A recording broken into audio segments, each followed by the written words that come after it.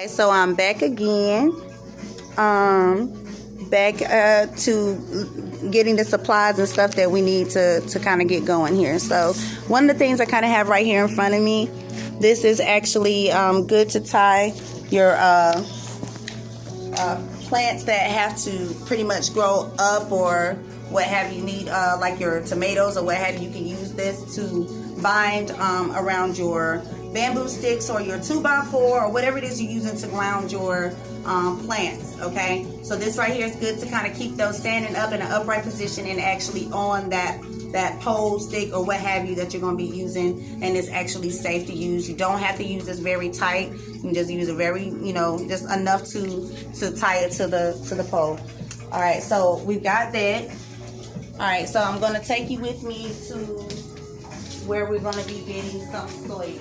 So this is really what I'm going to be getting here.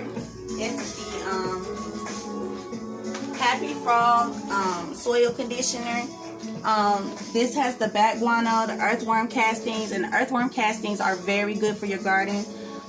They pretty much help you with getting all the good bacteria and things that you need to keep stuff growing and lively. So this is good for raised beds, not only just raised beds, but potting as well. It's good for all of that. So we're going to be using this as well. This is actually going to have the compost and everything we need. So also, these are some other brands that they were showing me that I could actually use as well. That these are options for me as well, and can be options for you. These actually keep the soil moist, very wet. It does keep it to where it can stay very moist and trap water. That's very important with this soil. So we're going to be incorporating that as well. And that is one of the materials we'll be getting. On the wall, they kind of have some, this is pretty much like a weed chart, weed alert. Tells you what kind of weeds are what and what they do. And what you want to do is kind of just take a look at that and just kind of see what they got there. But you can actually go on weedalert.com, as you can see, and you can look at all of those weeds as well. So I'm going to come back here. I'm just going to show you some of the other materials that I'll be using.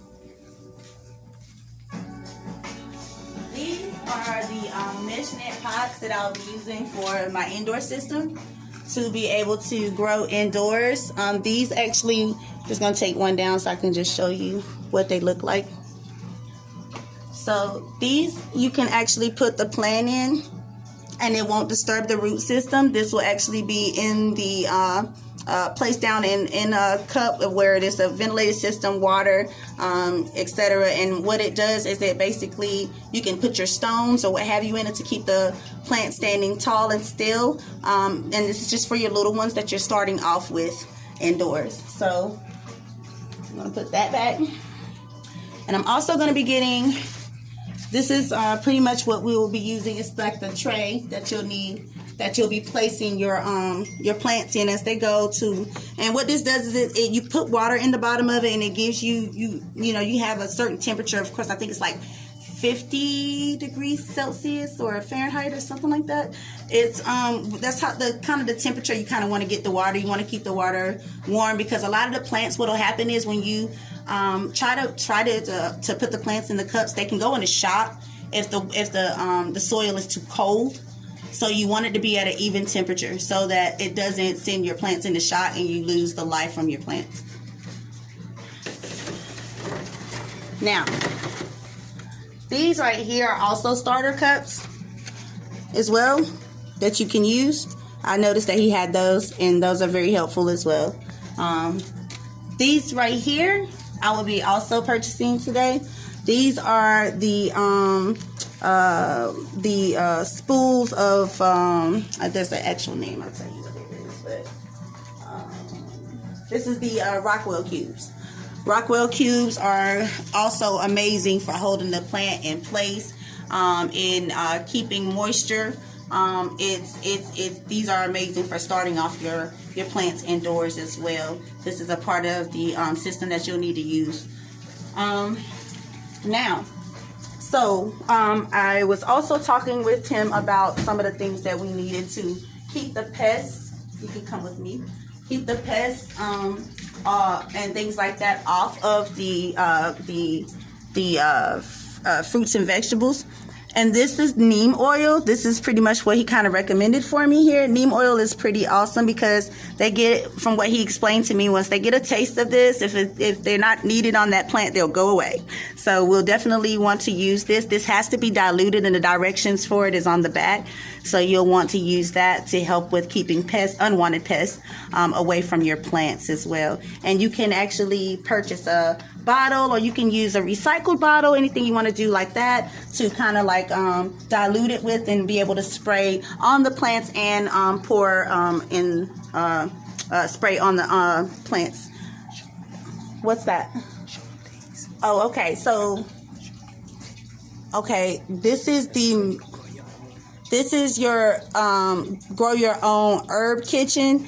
I don't really know too much about this mushroom grow kit, but I can pretty much speak for like stuff like this, like the mint kits and stuff like that. I kind of am familiar with. But this is basically like your kitchen herb garden. They actually grow the organic basil, the mint, and cilantro. These are garden in can 3-packs, so they actually come out of the can. It's pretty neat.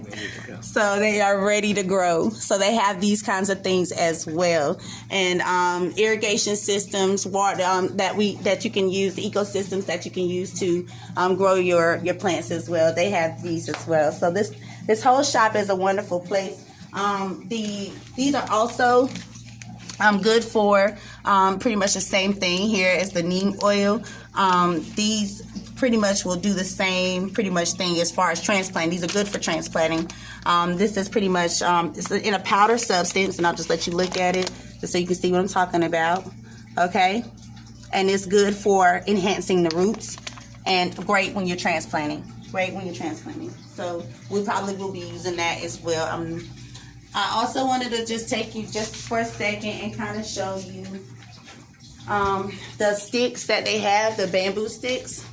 Those right there are pretty much, they got them in short and tall. So I guess if you got like tomatoes, like my tomato plant is about that high off the ground, but it's now starting to kind of go over the cone that it's already in. So I'll probably eventually end up switching on to the 4-footers, which are a little taller and gives them room to go as high as they want to go, pretty much.